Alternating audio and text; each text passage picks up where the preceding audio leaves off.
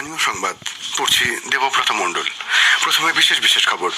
রাজ্যপাল সিভি আনন্দ বোস রাজ্যের সমস্ত বিশ্ববিদ্যালয়ের ভারপ্রাপ্ত উপাচার্যদের জরুরি বৈঠকে ডেকেছেন। বিশ্ববিদ্যালয় স্তরের পড়ুয়াদের অবাধ ও শান্তিপূর্ণ নির্বাচন সম্পর্কে সচেতন করতে নির্বাচন কমিশন ও ইউজিসির মধ্যে একটি মৌ স্বাক্ষরিত হয়েছে। আজ বড়দিন। অন্যান্য দেশের সঙ্গে এ রাজ্যেও প্রভু যিশুর জন্মদিন মহাসমারোহে উদযাপিত হচ্ছে। শ্রী সারদা মঠ ও রামকৃষ্ণ সারদা মিশনের সাধারণ সম্পাদক প্রব্রাজিকা অমল প্রাণা মাতাজির জীবনাবসান হয়েছে। আসছে বিস্তারিত খবরে। রাজভবন এবং যাদবপুর বিশ্ববিদ্যালয়ে সদ্য অপসারিত অস্থায়ী উপাচার্য বুদ্ধদেব সাউয়ের মধ্যে টানাপোড়েনের আবহেই নয়া পদক্ষেপ করলেন রাজ্যপাল সিভি আনন্দ বোস। রাজ্যের সমস্ত বিশ্ববিদ্যালয়ের ভারপ্রাপ্ত উপাচার্যদের জরুরি বৈঠকে ডাকলেন রাজ্যপাল তথা আচার্য। শনিবার রাতে যাদবপুর বিশ্ববিদ্যালয়ের অন্তর্বর্তী উপাচার্যদের পদ থেকে বুদ্ধদেবকে সরিয়ে দেন রাজ্যপাল। তার কিছুক্ষণ পর তাকে পুনর্বহাল করে রাজ্যের উচ্চশিক্ষা দপ্তর। রাজ্যপালকে আক্রমণ করে শিক্ষামন্ত্রী ব্রাত্য বসু বলেছেন, দেখে শুনে মনে হচ্ছে রাজ্যের উচ্চশিক্ষা ব্যবস্থাকে ধ্বংস করতে নেমেছেন রাজ্যপাল। যে কারণে তিনি শুধু নির্বাচিত রাজ্য সরকারের পরামর্শ মানছেন না তাই নয়, সর্বোচ্চ আদালতের অন্তর্বর্তী রায়কেও অশ্রদ্ধা করছেন।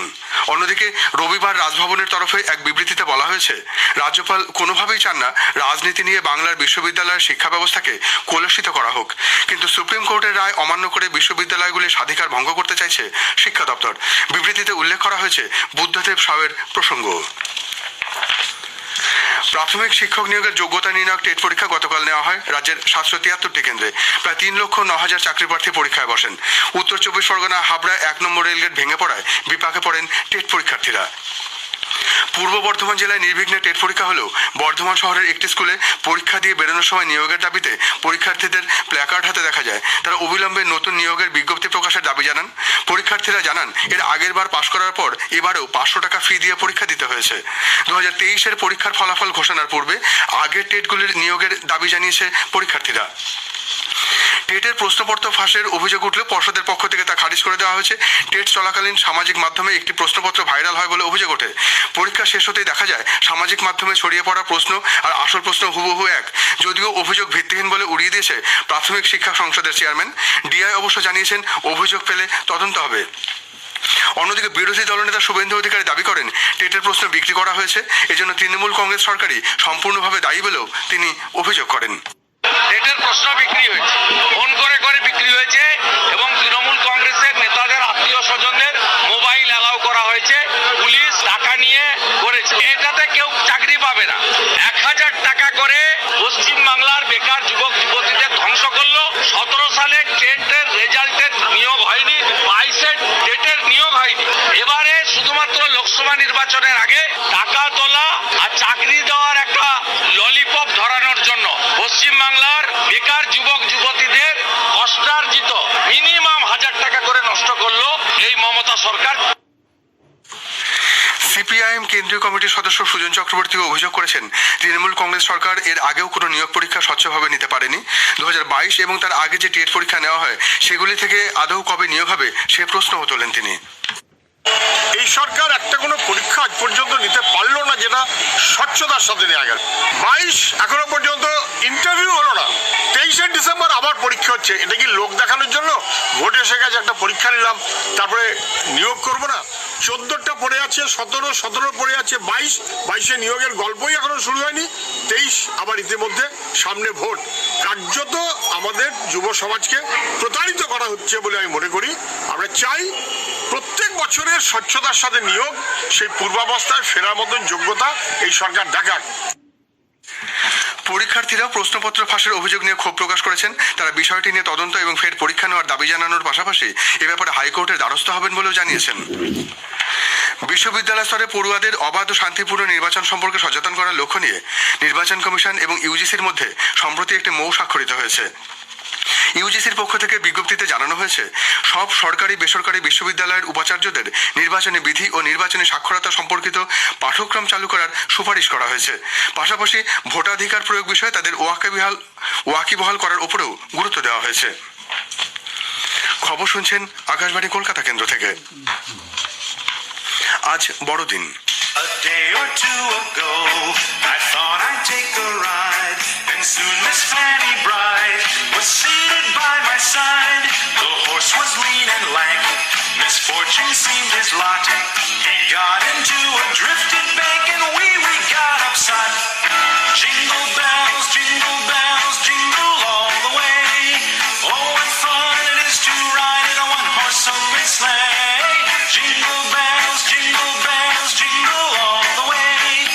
Oh, what fun it is to ride in a one-horse open sleigh. বিশ্বজুড়ে প্রভু যিশুর জন্মদিন উপলক্ষে দিনটি উদযাপিত হচ্ছে। খ্রিস্টান ধর্মাবলম্বী সহ সমস্ত সম্প্রদায়ের মানুষ উৎসবে মেতে উঠেছেন। এই উপলক্ষে কলকাতার পার্ক স্ট্রিট, বৌবাড়াক সহ বিভিন্ন জায়গায় গতকাল থেকে উৎসবের মেজাজ। গোটা পার্ক স্ট্রিট এলাকা আলোর মালা সাজিয়ে তোলা হয়েছে। পার্ক স্ট্রিটের হোটেল রেস্তোরাঁগুলিও সাজিয়ে তোলা হয়েছে নানা রঙের আলোয়। বড়দিনের প্রাক্কালে গতকাল থেকেই পার্ক স্ট্রিট অঞ্চলে ভিড় উপচে পড়েছে। এই ভিড় নিয়ন্ত্রণে পুলিশ যাবতীয় ব্যবস্থা নিয়েছে। কোনো রকম অপ্রীতিকর ঘটনা এড়াতে চলছে পুলিশের নজরদারি। এদিকে রঙিন তারার আলোয় সেজে উঠেছে মধ্য কলকাতার বউবাজার এলাকার ঐতিহ্যবাহী বৌবাড়াক। আয়োজন করা হয়েছে নাচ গানেরও। সেখানকার বাড়ির দেওয়াল জুড়ে লেখা হয়েছে মেরি ক্রিসমাস, বসানো হয়েছে জায়ান্ট স্ক্রিন। এদিকে বড়দিনের আগে রবিবারে নিউ মার্কেটে ছিল কেনাকাটার ঢল। বড়দিন উপলক্ষে ফি সামাল দিতে মেট্রো পরিষেবার সময়সীমাও বাড়ানো হচ্ছে বলে জানা গেছে। স্টেশনগুলিতে অতিরিক্ত টিকিট কাউন্টার খোলার ব্যবস্থা করা হয়েছে। পাশাপাশি শহরের মেট্রো স্টেশনগুলিতে জোরদার নিরাপত্তার ব্যবস্থা করা হয়েছে। ক্রিসমাস উপলক্ষে চার্চগুলিকে বর্ণময় আলোকমালা সাজিয়ে তোলা হয়েছে। কলকাতার Saint Paul's cathedral church, Saint John's church, Saint Thomas church, হুগলির ব্যান্ডেল চার্চ প্রমুখ চার্চগুলি বড়দিন উদযাপনে রঙিন আলোয় সাজিয়ে তোলা হয়েছে। প্রতি বছরের মতো এবারেও বেলুড় মঠের মূল মন্দিরে গতকাল যিশু পুজোর আয়োজন করা হয়। সন্ধ্যারতির পর প্রভু যিশুর ছবির সামনে মঠের সাধুরা গান ও ক্যারলের মাধ্যমে আরাধনা করেন। নদিয়ার কৃষ্ণনগর, রানাঘাটের বগোপাড়া সহ জেলার বিভিন্ন স্থানের চার্চগুলি গত সন্ধ্যা থেকে আলোকমালায় সেজে উঠেছে। জেলা সদর কৃষ্ণনগরে বিভিন্ন চার্চে রাতে ভিড় উপচে পড়ে। এদিকে কৃষ্ণনগরে বড়দিন উপলক্ষে বসেছে মেলা। শ্রী সারদা মঠ ও রামকৃষ্ণ সারদা মিশনের সাধারণ সম্পাদক প্রব্রাজিকা অমলপ্রাণা মাতাজির জীবনাবসান হয়েছে। বেশ কিছুদিন ধরেই নবদ্বীপর মাতাজি বার্ধক্যজনিত অসুখে ভুগছিলেন। দীর্ঘদিন ধরে তিনি রামকৃষ্ণ মিশন সেবা প্রতিষ্ঠানে চিকিৎসাধীন ছিলেন। গতকাল রাত 8:12 তিনি শেষ নিঃশ্বাস ত্যাগ করেন। সকালে তার দেহ দক্ষিণেশ্বরের মঠের সদর কার্যালয়ে নিয়ে আসা হয়েছে ভক্তদের শেষ শ্রদ্ধা নিবেদনের জন্য। বক্সা টাইগার রিজার্ভের কোর এলাকায় মানুষজন বসবাস করতে পারবেন না, তাই আগামী 6 মাসের মধ্যে আলিপুরদুয়ার জেলার কালচিনি ব্লকের গঙ্গটিয়া বস্তি ও কুমারগ্রাম ব্লকের ভুটিয়া বস্তির অধিবাসীদের অন্যত্র চলে যেতে বলা হয়েছে। সেই জন্য রাজ্য সরকার বিশেষ সুযোগ সুবিধার ব্যবস্থা করেছে। প্রত্যেককে দেওয়া হয়েছে 7.5 লক্ষ করে টাকা।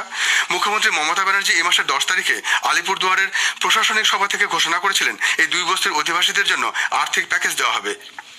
বক্সার ডেপুটি ফিল্ড ডিরেক্টর প্রবীণ কাসোয়ান জানিয়েছেন, গ্রামের 151 191 ফ্যামিলির ফার্স্ট ইনস্টলমেন্ট যে ছিল 7.5 লাখ টাকা, ওটা আজকে রিলিজ করা হয়েছে, যেটা আমরা ডিস্ট্রিক্ট ম্যাজিস্ট্রেট অফিস থেকে যে খবর পেয়েছি। উনি নেক্সট 6 মান্থ মধ্যে রিলোকেট হবে।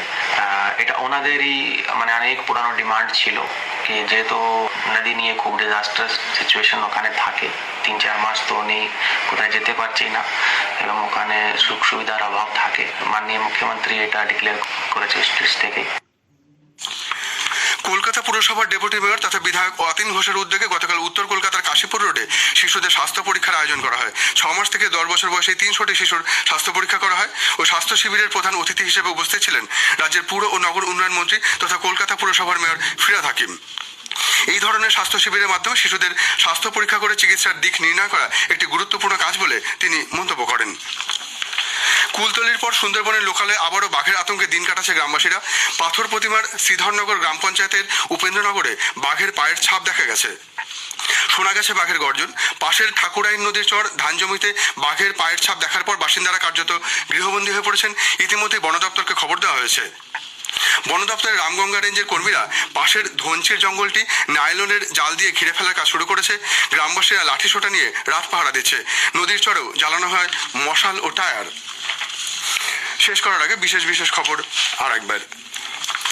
রাজ্যপাল সিভি আনন্দ বোস রাজ্যের সমস্ত বিশ্ববিদ্যালয়ের ভারপ্রাপ্ত উপাচার্যদের জরুরি বৈঠকে ডেকেছেন। বিশ্ববিদ্যালয় স্তরে পড়ুয়াদের অবাধ ও শান্তিপূর্ণ নির্বাচন সম্পর্কে সচেতন করতে নির্বাচন কমিশন ও ইউজিসির মধ্যে একটি মৌ স্বাক্ষরিত হয়েছে। আজ বড়দিন। অন্যান্য দেশের সঙ্গে এ রাজ্যেও প্রভু যিশুর জন্মদিন মহাসমারোহে উদযাপিত হচ্ছে। স্থানীয় সংবাদ শেষ হলো।